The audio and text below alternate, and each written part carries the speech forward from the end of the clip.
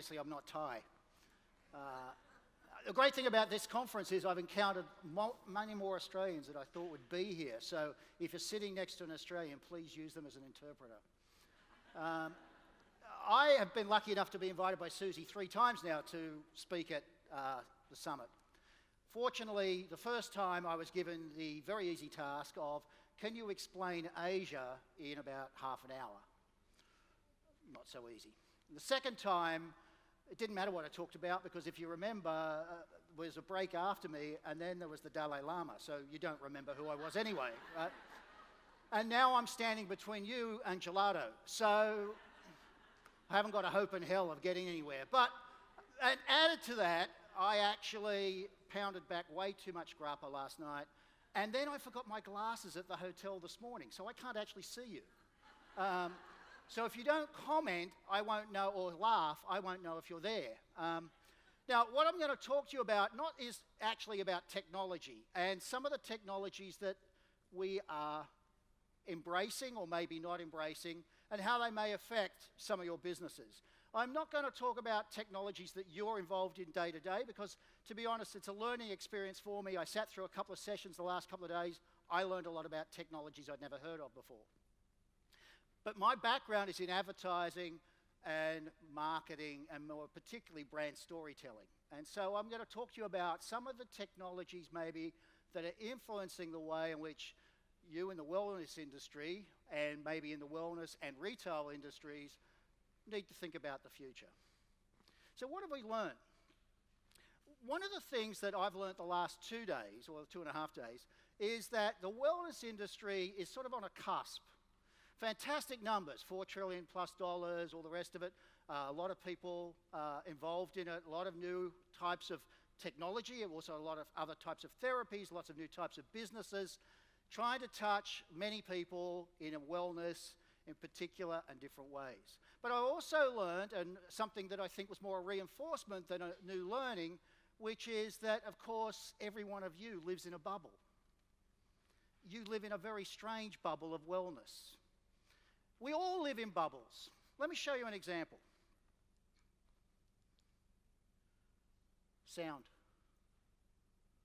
No sound. Hello? Easier for its customers. The market installed train tracks on each of the store's 5 floors. Customers ride down the aisles in private cars, selecting items as they go. So far, shoppers seem to prefer this sit-down style of shopping. Customers say it's less stressful and more entertaining than walking around with a shopping cart. There is one major drawback, however. If you miss an item, you'll have to repeat the ride all the way through the store. Nevertheless, designers of the coaster carts are hoping the idea will catch on around the world. Now, before lunch, my good friend Kathy talked about China. This is in Shenyang, China. Kathy, have you ever seen that video before? Yeah, is it true? I haven't been there. I don't know if it's true. It's absolutely fake. I've been using that video for about 15 years to illustrate a point at international conferences that if I'd done a little poll immediately after showing you and asked you privately, not put up your hands, privately, I can guarantee you about two-thirds of you would have been convinced, well, I've got to go see that. That's really cool. It doesn't exist. But because it's in China, as Kathy would know, most non-Chinese or most Westerners think that anything's possible if it comes from China. And that's because we live in a bubble. We all live in a bubble, most of us, because most of you, I'm assuming, do not work and live in China or interact with it on a daily basis, have a bubble surrounding you around what is China. Technology today is allowing us both to break some bubbles around us, but quite often reinforce the bubble that we live in. What I want to do is to try to illustrate some things that might be changing that could help you break the bubble. It's been interesting to me. I come to a wellness conference. I remember the first time I came, Kathy actually introduced me to the audience. And you actually said in the introduction, please turn off your devices. Now, I think it's 8 years, 8 years later, nobody, as far as I know, at this conference has said, please turn off your devices. In fact, I've sat in the back row purposely through every session, and most of the sessions I did not get to see because most of you were too busy doing this, and so I couldn't see what was on stage. We can't live without those damn things. In fact, in some work I did a few years ago when we surveyed 16 to 29-year-olds in 35 countries around the world, one of the questions we gave them was, here's a list of 40 objects in your life, regular objects, your favorite sneakers, your favorite t-shirt, your favorite song, your favorite poster on your bedroom wall. 40 objects. One of the objects was your mobile phone, and one of the objects, strangely, we put in was your nose, your sense of smell. And we said, now, if you could only keep 2 of those 40 objects, what would you be? And literally, across all these countries, around 80% of people agreed the 2 objects they could not live without were their sense of smell and their mobile phone. Then we went back and said, trade-off time. You can either have your phone for the rest of your life, or you can have a sense of smell for the rest of your life. 53% said, screw smelling. In some countries, like India, it was 73%. And that led us to believe that actually, we joke about the sixth sense, but this is actually now, for many people in the world, the sixth sense. Think about it. I had a lunchtime conversation about taxi rides, getting around places. Can you imagine today, you come to Cesena, you grab a local taxi and tell him, I need to go to Technogym. What do? You start checking Google Maps to make sure he's actually doing the shortest route, right? We can't imagine life without these damn things. And so in terms of marketing and marketing tools, we have to use them.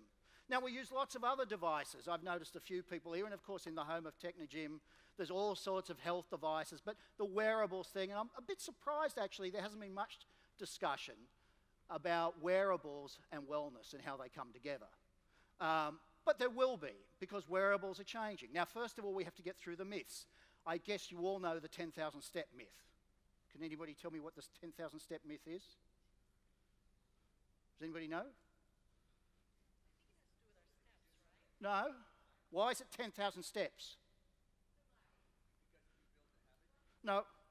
In 1964, when the Tokyo Olympics were held, this was the original step counter that a Japanese company issued as part of the celebration of the Olympics in Tokyo. And they called it, in Japanese, the equivalent of a 10,000 step thing because it turned out 10,000 is a lucky number. It had nothing to do with whether 10,000 is good, bad, or indifferent. So we have been generating now, since 1964, how many years is that? 50 years of mythology that 10,000 steps is the ideal minimum daily thing. It's based on a lucky factor out of Japanese culture. Many of the things, of course, that the real world, not you people, but the real world, thinks about and understands about wellness, health, and all sorts of other issues, is based on those sort of similar myths. We now all wear wearables, or we carry around things that help us measure our heart rate, et cetera, et cetera. In the very near term, we're going to start seeing devices that do things like brain traction. So we're now experimenting, some market research companies around the world are now experimenting where your phone, your iPhone or whatever it is, will be able to download this thing where you can track all your brain reaction on a minute-by-minute basis to everything around you. Which is fantastic. But of course what will happen is that the companies that are developing this will then own the rights to use that information, and they'll be able to track exactly where you are, exactly what you're interfacing with, and how your brain is reacting to it. Right? Now, that obviously has got to be a huge advantage for the wellness industry. To understand what interactions, what interfaces actually create some sort of mental wellness, where the different parts of the brain are reacting in more positive or low-key ways, or whatever it is you define as necessary to have better brain wellness. At CES, I'm sure some of you have been to CES. Hands up, who's been to CES? Surprisingly few people. CES, of course, is the premier technology showcase in the world, held in Los Angeles every January. One of the highlighted products I love from this year was this little dot device that L'Oreal's developed. It's a UV sensor. You stick it on your thumb, and it basically then captures how much sunlight you are getting, tells you what it is, reports it back to your app on your mobile phone, and of course reports it back to L'Oreal. Now, it looks like that now, but the plan is it will look like a false nail. So when you go get your nails done, ladies, you will actually have a sensor embedded in your nails that will tell you all about UV, et cetera, et cetera. Those things are becoming more and more common. Think about toilets. Somebody mentioned at lunchtime, I love to talk about toilets, and I will do so. Predicting wellness wherever you are. Think about this. We now have toilets that can measure 17 different body functions while you sit on there and take a wee. This has been around for quite a while, right? In this particular case, this is from the United States, where a professor there is working on a new system where he's basically going to be able to, if you've had a heart disease or you have a high likelihood of heart disease, when you go to the toilet, they're going to take a raft of measures to see how close you are to having a heart attack, which is quite useful. But of course, that's not new news. What happened in Japan when one of the most innovative companies in the world, Toto, first released sensorized toilets? About 12 years ago, they released their first high-premium toilet that took 17 body measures when you took a pee into that little sensor that's sticking into the bowl. But at the same time, Nintendo, one of the great wellness companies, one of the truly great wellness companies in the world, Nintendo, when it comes to technological innovation, they've done two incredible things. What are the two products Nintendo created that really have changed wellness for people? What was before Wii Machine? Brain games. Brain games were developed to target the aging Japanese population and stimulate their brain, because all the studies said the more stimulation you get in age, the more you're likely to put off a whole bunch of degenerative diseases, right? So that brainwaves, now what happened was brainwaves was then hijacked by young people all around the world, said that's cool too. But then they came out with the Wii Machine. Now, Wii Machine was great. One of the side effects of the Wii Machine in Japan, when it was first launched, in the first 12 months, the DIY industry took a big uptick. And the building industry took a big uptick. Why? Because older people all over Japan, as they were retiring or newly retired, had bought a Wii Machine so they could play golf or tennis at home. But in tiny Japanese apartments, they literally were getting the walls and the ceilings pushed back so they could swing harder. But that machine also takes measurements. If you've ever used a Wii Machine or similar, you know that it records exactly what you do. Now, what they did, they worked with Toto so that you and your doctor can get the records of both. So as you're playing bowling, tennis, or whatever at home, it's measuring every day what you do on your Wii Machine, and then every time you take a pee, it takes 17 body measures, and your doctor that can ring you up and sort of say, you realize you ought to play an extra half an hour of tennis every day on your Wii Machine to offset whatever the high sugar level in your Wii. Now think about that. That's true integrated technologies for wellness, right? So let me ask a question. This fine young gentleman down the front and I were talking before. Joe, technology. Tell me about a technology that's made a difference to your business.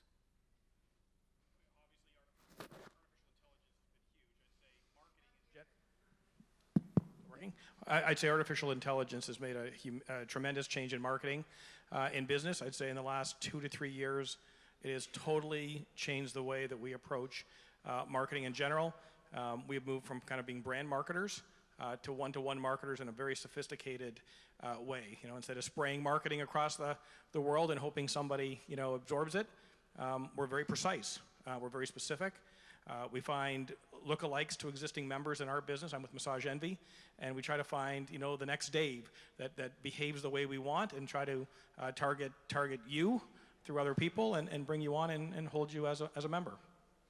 And that's the pattern, thanks, Jim. That's the pattern that is happening, integrated technologies that are allowing you to identify people much beyond broad segmentations down to individual status, and then lookalikes, feel-alikes, people that behave in exactly the same way or very similarly. So that what you can do is then, of course, treat them as individuals, but also gather data to look at the preponderance of particular diseases, the particular reactions, who's performing and not what kind of people perform or don't perform against particular wellness treatments. These things are now becoming extremely commonplace. We live in a world where we're surrounded by all these screens, And more, of course, you as marketers are figuring out how to use the screens that people are interfacing with. How many of you know actively how many different marketers are tracking your behavior right now? Facebook account? Anybody got a Facebook account? On average, probably 33 companies are tracking you at the moment if you have a Facebook account. LinkedIn? About 17. Not necessarily the same as the 33. So let's say 50 companies are tracking you. Whatever your major, and in China, of course, much worse because of the whole relationship that's gone on with Tencent and the tracking and eye tracking and identification systems. And now it's going to be duplicated in India because of the Supreme Court passing the new laws last year, or approving the laws that allows the use of thumbprint and eye connection data for every single Indian. You will literally not be able to buy or hire or use a mobile phone service unless you're recorded on the government ID system, and every telco company, every phone company, every government department, and eventually every supermarket will be able to track exactly who you are by your thumbprints, your eye prints, and track everything you do. And the Supreme Court basically said, they made a few tweaks, but they basically said, yeah, that's cool. Now, of course, depending where you come from, some of our American friends might sit up there and go, oh, I can't have that. But we are all gradually moving that way. We're also interacting with things in very, very different ways. Does anybody know who this gentleman is? This gentleman became very famous. Well, he should have become much more famous, obviously, than he is last year, because he became the first in the world to do something. Something that you probably interact with, or you know people that interact with every single day. It's a language. It's the fastest growing language in the world. This is a gentleman, this gentleman became the first emoji official translator in the world. He actually speaks 7 traditional languages. He's from London. And he became the first guy. He's hired by a big bank in London to be the first guy ever whose job is to translate documents in and out of emoji. Now, you might think that's strange. I have a son finishing his last year at university, his undergrad degree at university in Sydney. He's at an art school, one of the most famous art schools in Australia. At the end of the first year of his university year, he was put an assignment. Everybody in the class, you've got to write 1,000 words about your favourite artist and their effect on society. Well, that makes sense. It's an art school, right? You'd think that subject would come up. The problem was my son. My son had never collectively written 1,000 words in his life. He's very good at painting, very good at drawing, sculpture, but crap at writing. It scared the hell out of him. So he rings me up, Dad, what am I going to do? It's 1,000 words. I've never written 1,000 words. And I jokingly said something to him, and he went back the next day to the professor and said, look, I want to talk about this Japanese artist and the effect on such and such. My son grew up in Japan, so very culturally related to Japan. But he said, instead of writing 1,000 words, what if I delivered the essay in 1,000 emojis? Now, excuse the language, but the professor just said, fuck off. That nobody here could read it, so how can we mark it, right? 1 year later, different professor, same university, everybody in the class for the end of term assignment, you have to write a 250-character essay on this subject. You can only use emojis for the 250 characters. Now, for all of you in this room, when you do a survey, do you ever survey in emojis? Do you ever actually promote using emojis? This is an ad for Deadpool, the movie, right? So this was the actual outdoor advertising used in the greater LA area when they launched the Deadpool movie. Why? Because anybody that's the real audience for Deadpool knew immediately what the hell that was. Now, there are many, many emojis, and unfortunately at the moment, one of the problems with learning emoji is that there are different emoji systems that are mildly different between, say, Facebook, Google, other platforms. Let me ask you a question. And I checked this yesterday. I could not find it. So what's the emoji for wellness? Huh?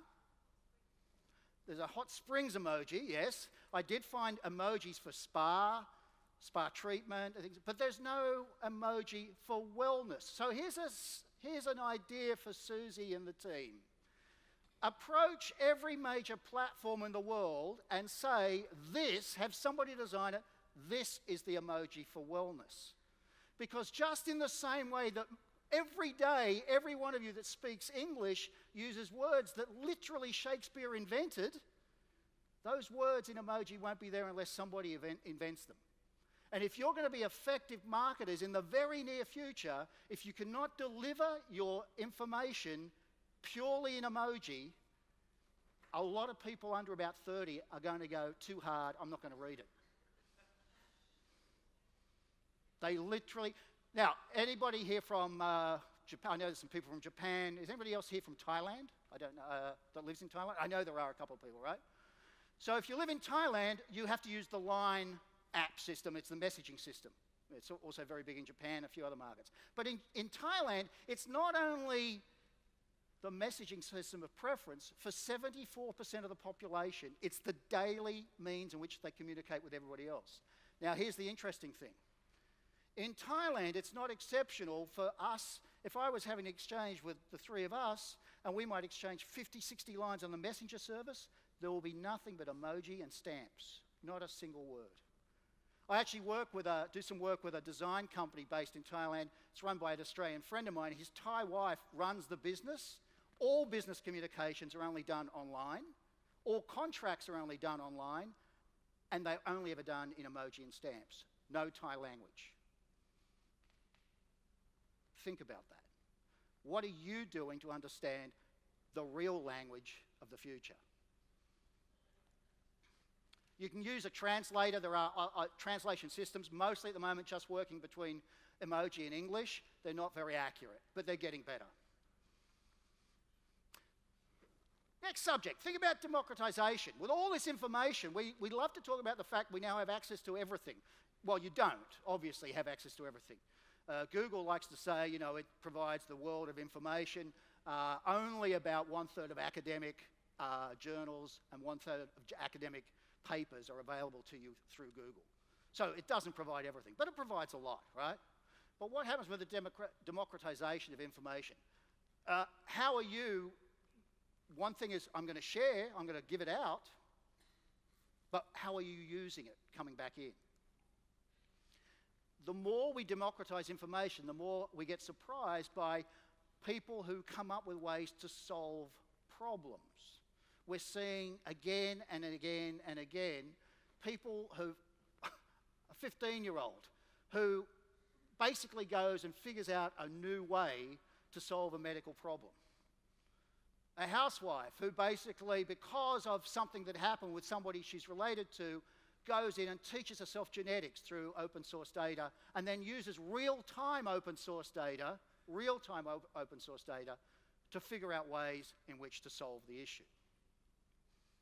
Now, again, for the summit, the institute, etc., I know you provide a lot of information, you all share a lot of info, but who do you have in your organizations that looking real-time, all of the information available, real-time, trying to understand how to use that information to solve health and wellness problems? I heard some great stories the last couple of days. I went to a couple of great presentations, really well done storytelling about, because of this, we got this idea and then we developed this. But what I find interesting is I'm not hearing, well, what we do is we actually employ somebody or we employ a system or a technology to constantly scour the world of knowledge to figure out how to solve problems. And how do we use real-time data? For example, if every spa represented in this room shared all real-time information on who's going, what they're doing, what treatments they use, how they use them, what effect it has, how often they come back, how much money you make, etc., etc. If you all did that and networked all that real-time data, every one of you would have a dramatically more efficient business. That's the world of the future, because at the moment, I guarantee most of you are going, yeah, that sounds great, but I'm not going to give away my data, right? But that's the world we're living in. So it seems technology will eventually coordinate and integrate and help us solve all health and wellness issues. Technology is already doing some amazing things. I'm sure some of you probably have played with these apps, you know, where you can actually take a photo of out of a magazine, and it'll tell you how to make it. Who develops these apps? Nestle. Big food companies. Why are they doing it? Because it's the same system that they've always used, which is to help you figure out how to make something delicious or quick or etc. And the problem is what's happened around the world in the last 5 to 10 years. One of the biggest things that's happened in entertainment has been the rise of, particularly from Australia, MasterChef or its equivalents, cooking shows. Nobody cooks, right? Nobody cooks, but everybody loves to watch cooking shows, right? So now, if you're a big food company, you're trying to figure out new ways to make it easier for you to look at the photo of the thing, and this is the easiest way to make it. Off you go. Or take a photo. I'm here with my wife. My wife's Italian. We're visiting some of her cousins while she's here. So every time we go, I can guarantee you my wife will take photos in the kitchen while her cousin's making whatever and try dotting down the things. And I'm going to say, no, what you'll need to do is just take a photo of it. And then you go to the app and they'll tell you how to make it again. Right? Now, what are you doing for that for wellness treatments? Are you working with organizations to create apps that will allow people to say, oh, that person looks really great, what happened to them? Using that particular technique, somebody on a Technogym device, what is it that they're learning, what is it doing, how is it improving them, how does it break them down? This is an interesting company I've just been exposed to in the last week or two. It's called LifeDNA. It's a US company, still sort of in development. It's one of many companies that we've heard people talk about DNA testing. So their premise is, okay, what we do is we do a 60-second DNA analysis of you. We then figure out and give you a personalized 10-year plan based on your DNA of nutrition, lifestyle, exercise, etc., etc. What you need to do over the next 10 years to maximize your wellness and life. Now, of course, to do that, you have to buy the special supplements we provide you, which will be individually made for every single person based on their DNA test. So, yeah, I know it's a Ponzi scheme. But it's an interesting idea, and what we're seeing is more and more of those sorts of technologies where suddenly DNA becomes the premise for actually doing individualized marketing that gets you to buy particular services, etc., and add-ons and add-ons and add-ons. This company's going to float early next year. They're already in talks with Nike about doing a tie-up exclusively with Nike clothing so that it'll be part of the package. You need this particular devices, these particular clothes, these particular shoes because of your DNA, which is different from my DNA, and our physical makeup, etc., etc. So that personalized profiling will go on. But while all that's happening, we live in bubbles. Because I've been here a few times, I've seen some great talks. Mary, I always find you really interesting. You're the most passionate person I've ever come across. It's fantastic. I had no idea who you were, but you were just really impressive. Right? But you live in a bubble. Academic, correct? That's one bubble, yeah. Yeah, you're an academic, into wellness, etc., etc. I'll give you an idea of what I mean by bubbles. Let me just pick anybody in the audience. Sir, Deepak, Yes. who was your best friend in high school? Rajesh Mahajan. What does Rajesh do now? He's in the home furnishing business. Right. Would he like to come to this conference? I'm sure he would. Really? Yep. Really? Yep. Really? Yep. Bullshit. Deepak is probably one of about 99.9% of the world's population who would pay not to come to this conference. Now, he might like to hang out with the good-looking people and go to the drinks last night, but sitting through these sessions, it'd be like, what's the hell that's got to do with me? These wellness nuts are nuts, right? Now, the truth is, I'm not saying you're nuts. But all of us, depending on our interests and our behaviours and what we do in life, have certain things that frame who we are and limit who we are. Now, of course, that's come to the forefront in the world because of things like Brexit, Trump, and all those sorts of things. We understand that idea of bubble building now, that you're that, I'm this, we're totally different, how do we connect? But the problem for that is that we now live in a world where, because of our mobile phones and our constant access to technologies that refine what we see and do. Let me give you a simple example. I'm sure there are some people in the room that are nearly as old as I am. Is anybody here? 50, right? 50. Yeah, okay, close enough. I'm 62. So if you're around 62, you probably can remember, whether you're from the UK or Germany or Australia or whatever, that when you were growing up, and until about 20 years ago or so, you had how many options on television? 3. In Australia, we had 3. 4, there was the ABC, but nobody really watched that. That was like public TV in America, right? So what happened was we learnt more because of that. Because every night, Australia would go home, have dinner in front of the TV, and watch the TV collectively as a family for 2 or 3 or 4 hours. And you only had 3 choices. So if there was nothing you really wanted to watch, you picked one, and you watched it anyway. And that was fantastic. Why was it fantastic? It forced you to watch and learn things that you may never have watched and learnt. Now, let's say you're into MasterChef. Anybody here into MasterChef or those cooking shows? Sure there are, right? How many of those do you watch? One? Anybody here binge watch anything? You know what binge watching is? What is the definition of binge watching? Narrowing my field of view. It's narrowing my mindset. If you have a particular show you binge watch endlessly, you're not watching anything else. Now, in the old days, it used to be very easy to educate a mass amount of people about wellness because all you had to do was to get a program on one of 3 TV stations. Now, if you want to mass educate the population of the world about wellness, God help you. Right? It's a hugely massified, complicated issue. So you have to find new ways to sort of break through and figure out how to do it.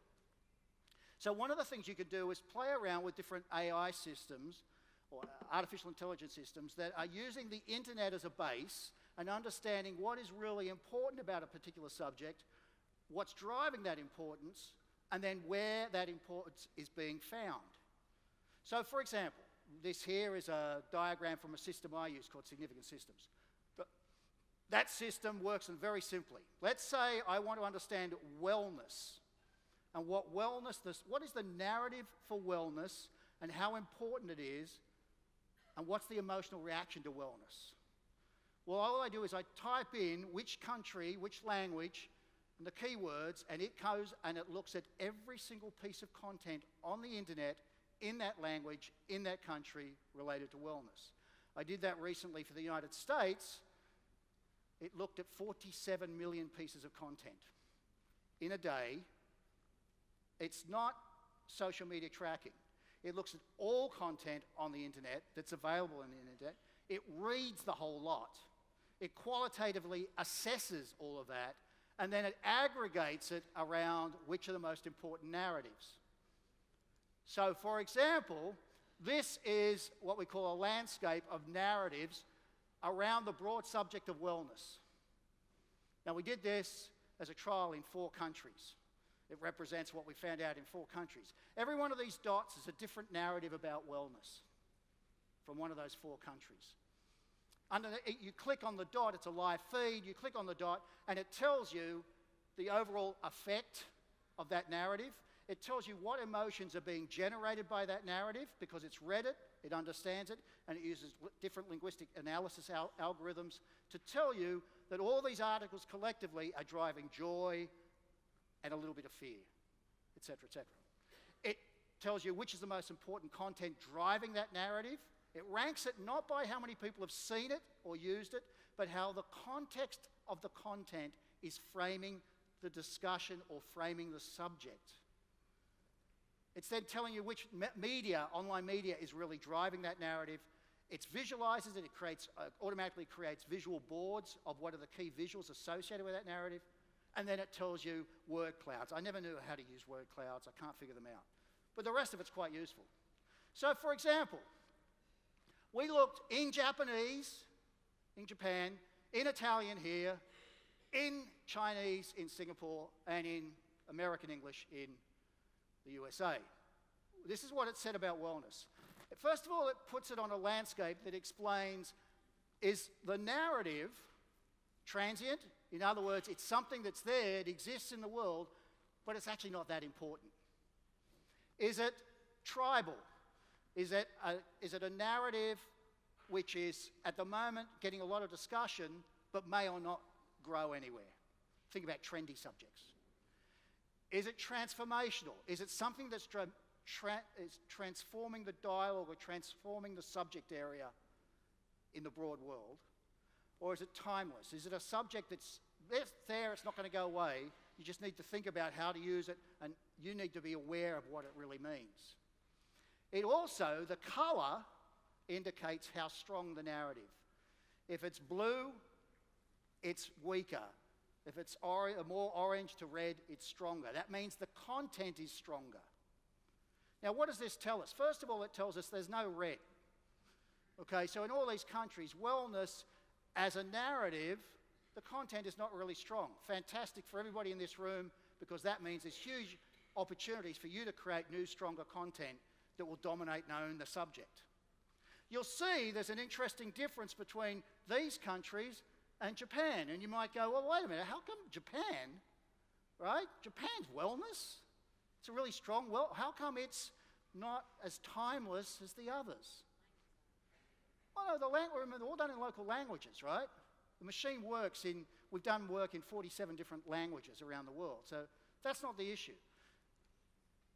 We looked at the overall effect. Actually, what the machine then does, it tells you that the effect of this subject, in these cases, is all connected with delight. People are sort of delighted by the subject of wellness,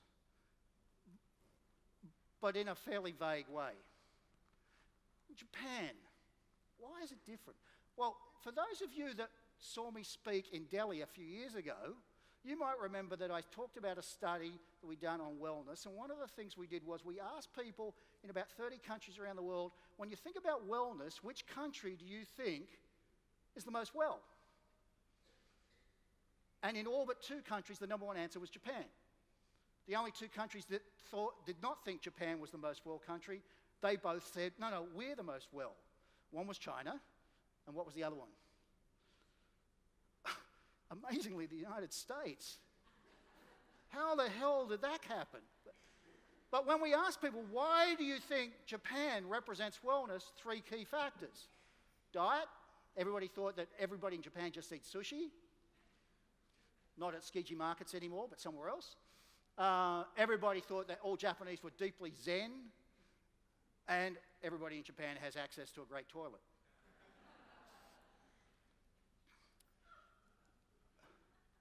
But when we dug deeper and we looked at the emotions being driven by wellness in these 4 markets, we found that there was an interesting difference, just to make it easier for you to read. The green strips represent positive emotions, pink to red, negative. The purpley colours are more about expectations and tonal cues. Now, what we found was that in the USA and Italy, the dominant emotions, green emotions, easiness, tranquility, calmness. These are the emotions generated by all of the content on the internet in those countries around wellness. Nice, right? Singapore, a little bit different. Joy, belonging, closeness. Joy, belonging. So in a deeper association, perhaps, with the idea that wellness is about collectivist. It's about me in a group. Maybe we should have done the blue zones. I don't know quite how we do that yet.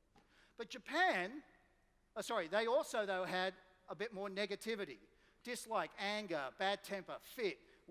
And that was got to do with, when you dug deeper, it was about availability. Could you actually access all this stuff? Japan, earnestness, gravity. It's a more serious subject. according to all the millions of pieces of content across the internet. So we're able to then look at different countries and look at sort of like what the content that's driving these things, and there's some things that they bought reading from overseas that affect the Singapore market that maybe are leading to wellness bashing and negativity as well. We looked at wellness and food, and we were able to see that wellness and food is a timeless subject, borderline delighted and dormant, okay? What do we mean by that? Well, people are sort of okay with it, but not enough is happening. There's not enough discussion about it. We don't quite get what the connection is.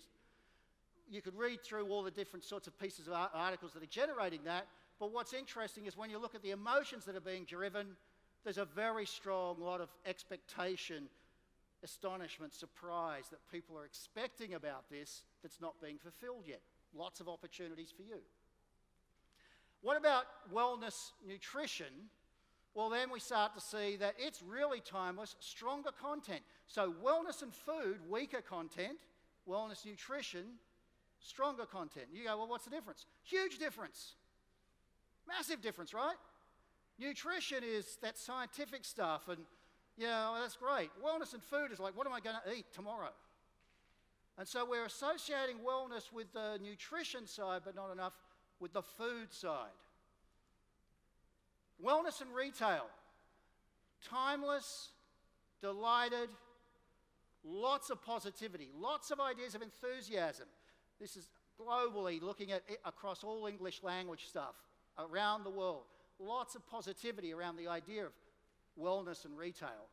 Enthusiasm, expectation, hope, calmness, joy, love, compassion. Fantastic. But again, the content is not very strong. Great opportunities. If you can play up those and show how you can take advantage of those emotions to own this subject. Lots of things happening. But one of the things I noticed is this is one of the top-ranked articles that we found that the machine said is driving the debate about wellness and retail, and it was about the 8 most unexpected retailers. Have you all read this article? 8 most unexpected retailers embracing wellness. I wasn't surprised about these. I'm not surprised that they are doing wellness and connecting with wellness. In fact, I would have expected most of them to be seen as wellness-driving retailers. Lots of things that it tracked and told us about the latest trends, about things like sleep cafes that are becoming big in Korea, etc. First-class cafes are happening in Korea or other markets where you go into a cafe to emulate a first-class flight experience. You know the number one reason people go to first-class cafes? Quick massages. Quick massages. But the problem is, as somebody said on the first day, is too often wellness is associated with luxury, the interface with luxury. Where is the democratization of it? For example, let me flick on. Where does wellness fit with 7-Eleven? The most trusted brand in Japan on all surveys is 7-Eleven. The most trusted brand in the country for the last 10 years.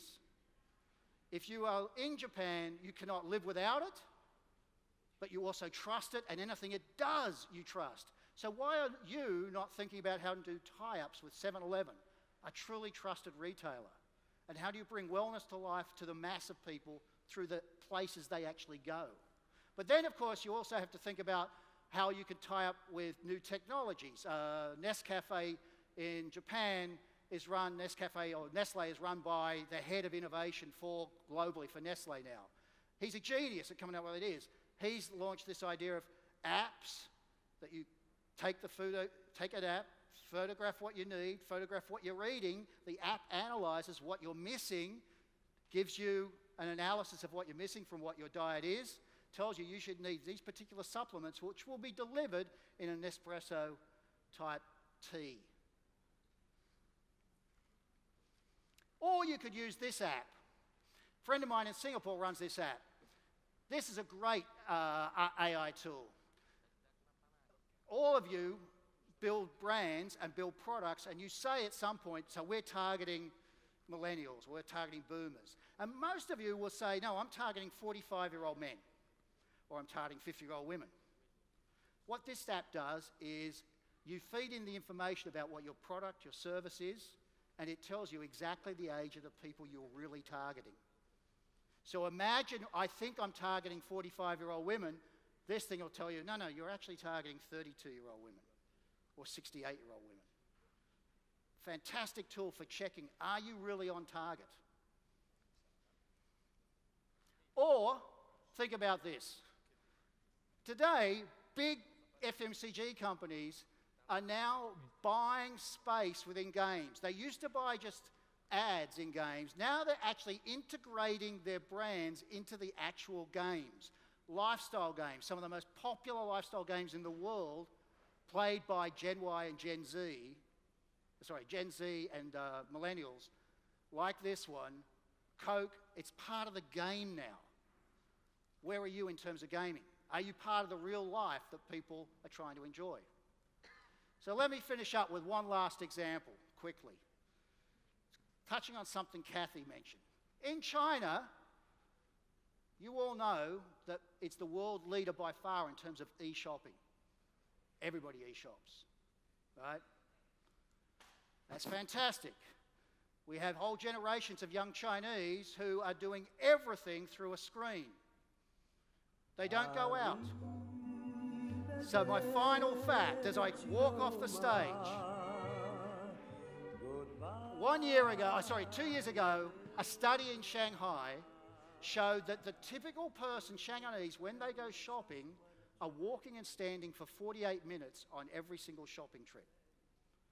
But now, there are millions of Chinese that never go on those shopping trips because they just do it from their seat or their couch. So that's 48 minutes a day. They're not even standing and walking. How does the wellness industry replace that?